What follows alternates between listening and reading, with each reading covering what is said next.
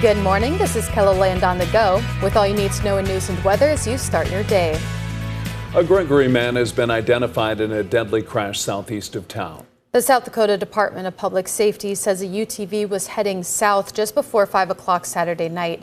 It left the road, went down an embankment, and rolled into a creek. 53-year-old Brent David Oliver was taken to a local hospital where he died from his injuries. There is a positive trend in Sioux Falls' annual point-in-time measurement of how many people were experiencing homelessness. 605 individuals were counted this year. This includes people who are both sheltered and unsheltered. This figure is lower than the totals measured in 2025 and 2024. I think it's an undercount, absolutely. But it's the best we can do. Right. And that's the government standard that everyone has to count their unhoused population. While it's not a full scope and vision of what homelessness looks like in Sioux Falls, it is one of our most important tools that we use for planning services, identifying resource needs, and tracking trends. The point-in-time tally takes place on one evening in January. Among the 605 people counted in this year's measurement, 90 were under the age of 18. We're on the lookout for high winds to make their way across KELOLAND. A system that is starting in the northwest part of the state is expected to move east, reaching Sioux Falls this evening. Emergency management teams are reminding residents to take precautions early. It's so much easier to prepare ahead of time than it is to have to deal with the aftermath of damage to your property or house or whatever that may be. Even things as simple as having to go and find your trash can that's, a half mile down the road because you didn't secure it before winds kicked up. Strong winds plus recent dry conditions could increase fire danger as well. Now let's get a check of our weather with meteorologist Scott Munt. It is going to be a windy one tonight. Oh yeah, we are looking at an increase in that wind speed as we do go through the day today, starting across western and northwestern South Dakota. That will move east and southeast as we get into the late afternoon, evening, and overnight. Now, in the meantime, look at these temperatures, well above average, 50s, 60s, and 70s. And you do notice we have the chances for precipitation rather high across north central and northeastern South Dakota, as those numbers are coming in around 60 to 70% chance to see that. And again, we do have the high wind warnings for later today into tonight. More or less just blankets the area with these wind gusts of 70 to 80 miles per hour and more. That's the key. We'll get wind gusts over 80 miles per hour. And Brian will have more details on your forecast coming up. Thank you, Scott. The biggest school district in South Dakota has over 2,000 students that qualify for reduced meal prices. On Monday, a bill that would cover the remaining cost of those meals passed in the Senate. We have been able to cover that cost through our program with some of our reserve funding, but we knew it wasn't going to be sustainable in the long term. So this is going to be a huge blessing. It's going to continue on for these families, and it just makes it worry-free for them. But Anderson says it's not just for the larger school districts in the state. This bill will also benefit rural school districts. The 59th annual Sioux Empire Sportsmen Show starts tonight in Sioux Falls. Hundreds of exhibitors from throughout the region and beyond are setting up shop at the Arena and Convention Center for an event designed with the entire family in mind. We've got about 300 exhibitors down here, and besides, boats, docks, campers, RVs, resorts, we've got activities like the Extreme Raptor Show. Really neat. The guy's got about 18-20 raptors. He does great shows on display throughout all show hours. You can always go up and see the birds. Kids can go have their pictures taken with the birds. The Sportsman Show opens at 5 p.m. and runs through Sunday. Tickets are $12 for adults and $4 for kids ages 6 to 12, while children 5 and under are free. You can also get a 4-day wristband for $20. We provided a link with complete event details under this story on KELOLAND.com. Snow removal companies call this sprinter, the time of year when you can't decide whether it's spring or winter.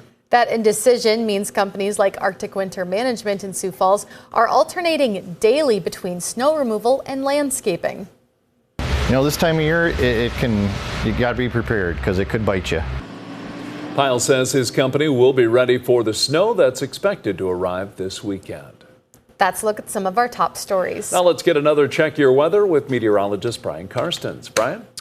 All right, folks, I want to have your attention here for a little bit because we've got to talk about this wind forecast for tonight. And I know many of you are obviously aware of the fact we're going to get some wind, but the strength and the just as the information as we're pouring over this morning, we wanted to give you some things to think about.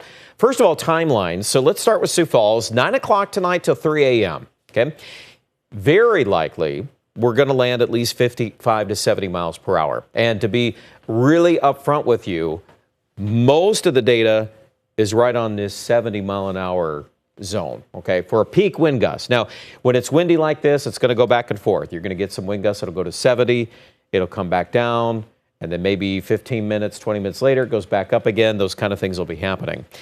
Do we hit 75? Do we hit 80?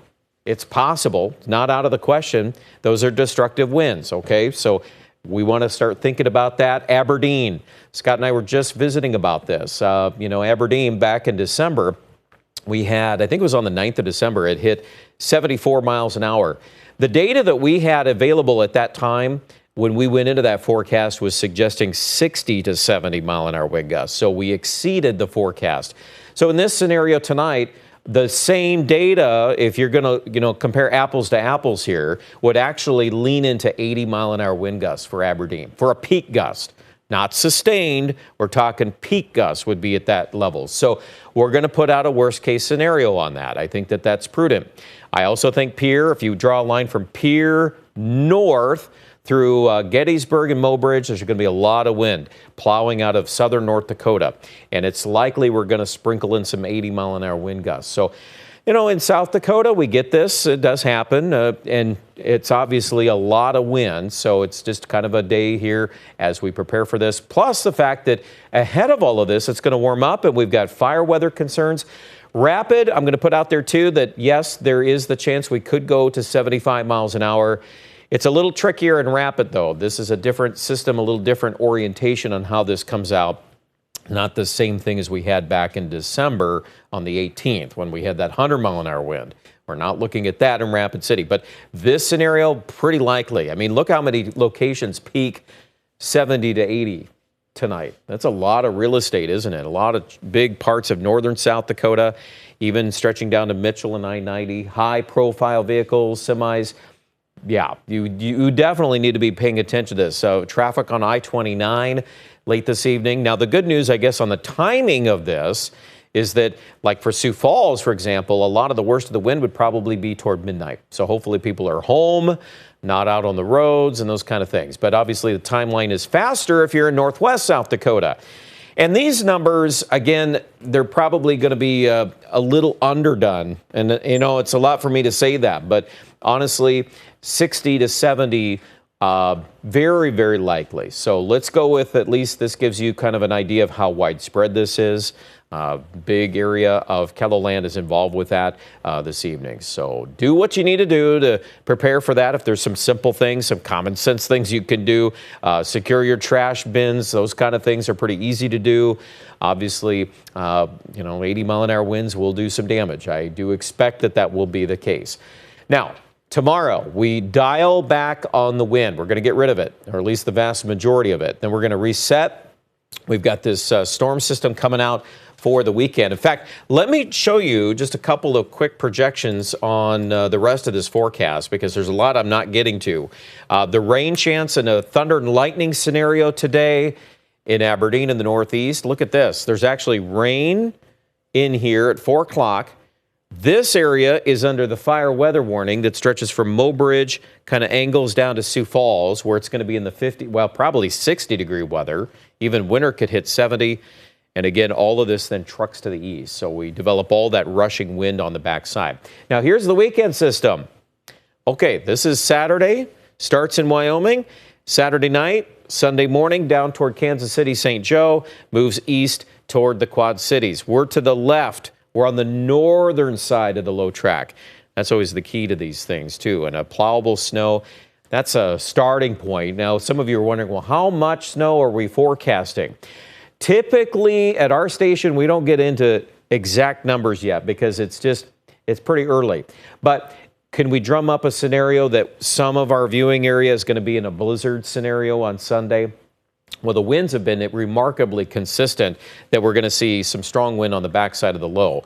The question is, what's the exact track of that low? And then, of course, how much snow do we have on the ground as it's snowing and, of course, afterwards? So, yes, all of these ingredients are there for some of those things. But exactly how that fits to Sioux Falls in particular, we're not ready to call that yet. But in the region, very likely, some parts of South Dakota, Minnesota will be involved in some sort of a blizzard-like headline. Okay, so that's Sunday. Saturday night into Sunday would be the worst of that storm as it moves through mid-March. And it's going to get cold. I've got to wrap up here with our forecast. We're going to really dive. Wind chills are going to go way below zero by Monday morning, probably, even Tuesday morning. Looks very cold. The end of the 7-day, though, starts to ramp up. And what you don't see on this graphic is how warm it gets by day 8. Like, we're talking 70s, 80-degree weather in western South Dakota. So the weather forecast the next 7 days is going to go all over the map here. We're going to go up and down, a lot of wind, snow. I mean, just a large spectrum. That's maybe the best way to put that. Finally, as we put a wrap up on this, Pier Rapid, again, you're in the thick of the snow chances too. The heaviest snows are not necessarily there, but it can accumulate. It can impact travel as well. So pay attention to that, even starting on Friday in the hills. Lots to get to. More details, KEVOLAND.com.